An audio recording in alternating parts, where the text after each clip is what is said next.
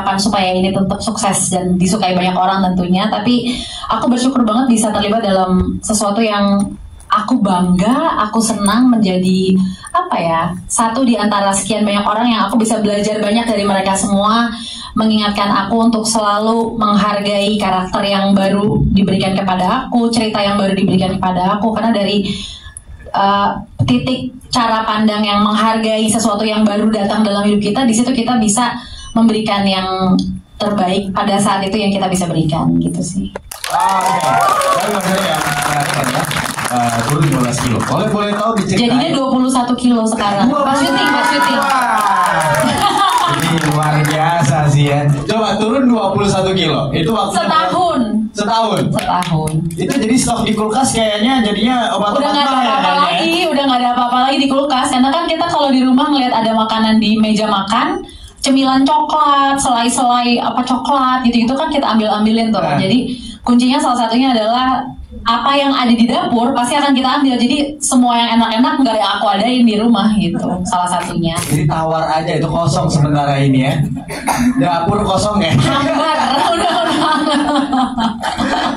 Tapi apa hidup sehat juga, workout atau gimana? Iya, olahraga, puasa intermittent, itu yang aku jalani dan itu yang paling membantu sih selama setahun konsisten gitu. Oke, luar biasa. Tapi apa yang benar-benar membedakan atau mungkin yang spesial di WeTV original Jangan Salahkan Aku Selingkuh ini, Mas Enda? Karakter Ana yang aku perankan itu adalah sebuah karakter yang tidak awalnya ya ketika aku baca tuh jor gitu kan, yang dia alamin tuh bertubi-tubi dan roller coaster banget gitu, sampai itu aku ngerasa wah ini nggak masuk ke realita aku, nggak masuk ke akal aku, gimana mungkin gue bisa peranin jadi Ana.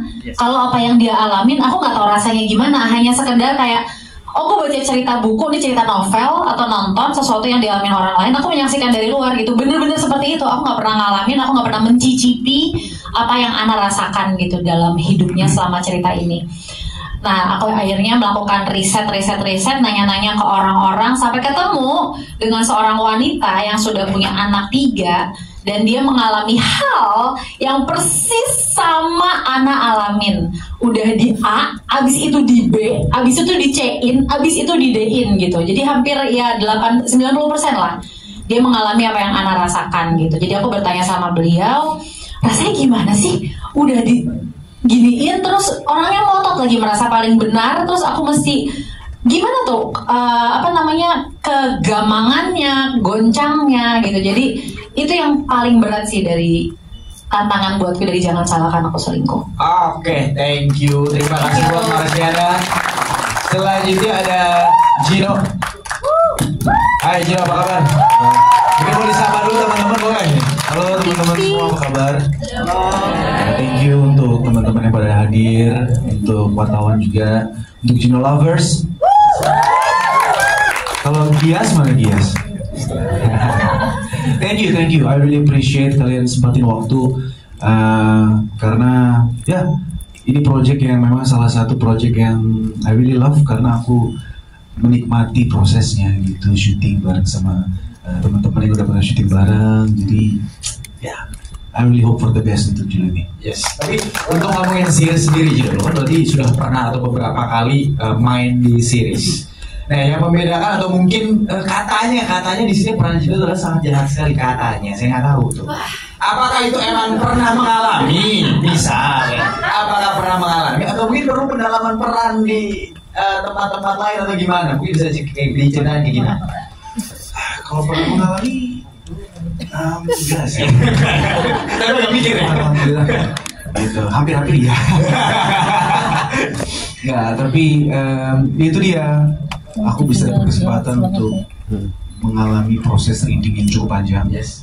Menurut aku, to be honest, ini pengalaman pertama buat aku karena menurut aku lebih capek untuk reading dibanding proses syutingnya. Itu jujur, karena dari awal aku masuk reading itu benar-benar intens. Itu dari setiap episode kita benar-benar act out ya. Dan kita latih semuanya scene per scene.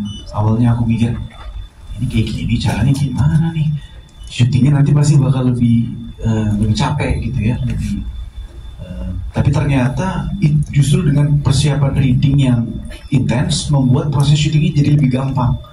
Karena kita sudah siap masuk ke lapangan untuk kita sudah datang dengan membawa karakter ini sudah 200% itu tadi. Jadi thank you Mas Rudi untuk memberikan pengalaman luar biasa untuk proses reading. Dan ya kalau dari aku antusias sekali sih. I can't wait untuk cepet-cepet tayang. Gitu. Oke, thank you. Selanjutnya ada Stefan William.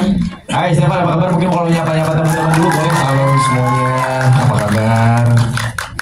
Terima kasih buat wartawan yang udah datang ke sini dan terima kasih juga buat Stefan Natik yang udah datang. Terima kasih udah luangin waktu datang ke sini.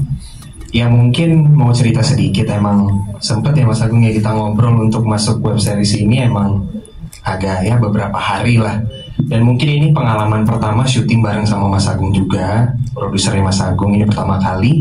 Karena kan dari dulu kan Mas Agung yang nyariin ya syuting, tapi sekarang jadi syuting bareng gitu. Ya buat saya sih ini pengalaman pertama membawakan karakter ini. Jadi ini tantangan buat saya. Yes. Dan ada satu lagi mungkin mau sampein juga pengalaman pertama juga ini pakai simulasi ya, Bang Rudi ya. Dan itu efek banget gitu. Pas syuting jadinya kita udah ada gambaran gitu. Oh ternyata pas kita reading simulasi itu pakai adegan full. Jadi kita simulasi itu hampir semua episode, semua scene kita hajar gitu. Jadi pas syuting ada hasilnya gitu. Kita langsung mungkin pas simulasi kita kasih 180%, tapi pas syuting kita langsung kasih all out 200%. Semoga hasilnya memuaskan dan semuanya juga bisa menghibur lah nonton web series ini, karena emang udah sebentar lagi tayang. Semoga kalian semua suka, itu aja. Oke, tapi dari Mas Agung juga tadi kan yang ada nego-nego di awal yang cukup agak belakangan atau pepet adalah dari Stefan sendiri. Kenapa akhirnya gimana ceritanya itu? Kan dibawa, maksudnya anaknya Mas Agung juga bisa dibawa seperti itu. Jadi kan kebetulan gimana di balik cerita itu? Di balik cerita itu kan udah stay di Bali lama. Terus emang tantangan aja, nggak pernah nih syuting sama yang dibikin Mas Agung gitu. Jadi pengen ngerasain gitu. Dan akhirnya deal langsung ke Jakarta, kita syuting dan semuanya lancar. Sip, mantap. Harapannya nanti akan sangat memuaskan dan sesuai harapan ya nanti setelah bisa kita tonton semuanya. Oke, selanjutnya boleh kita ke Donsma. Oke, Donsma, ini apa yang membuat kali ini yang spesial mungkin buat kamu untuk BTV original Jangan Salahkan Aku Selingkuh? Halo semuanya, apa kabar? Terima kasih udah datang ke sini.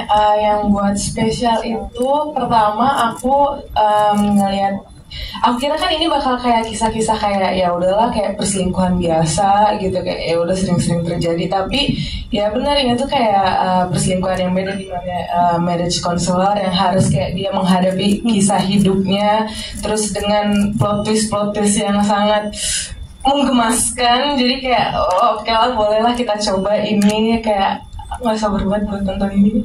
Oke. Jadi sudah banyak perjuangan juga di sini ya. Oke, tapi pastinya yang punya perjuangan bukan cuma Dosman, masuk Emil pun juga pastinya.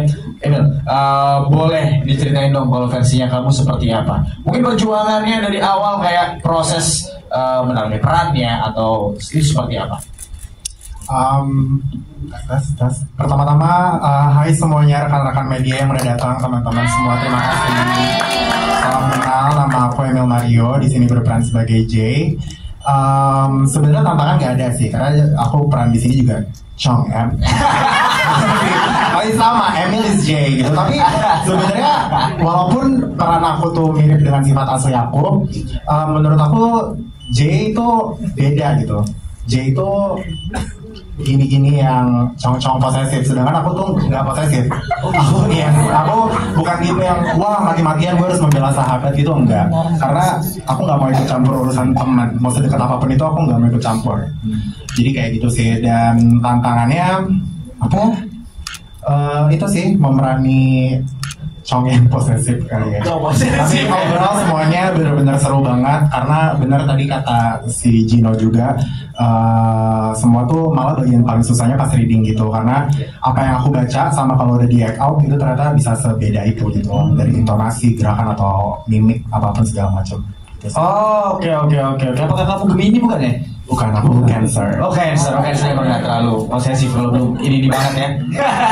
Oke, lanjut ke Aurel. By the way, kamu seperti apa di project yang kali ini, series yang ini, yang kayaknya kan dari setiap cast merasa bahwa ini adalah cerita yang baru. Apakah pernah kamu juga mengalami ada, ya mungkin di sekitar atau mungkin di teman-teman pernah melihat keadaan kayak gini atau gimana mungkin?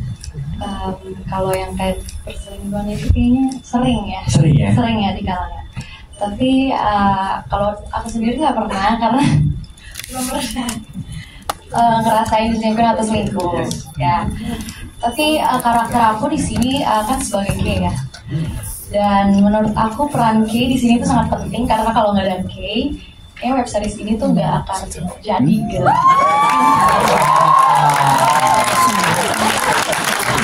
Karena Kay itu adalah wanita yang sangat membahayakan. Pokoknya harus nonton.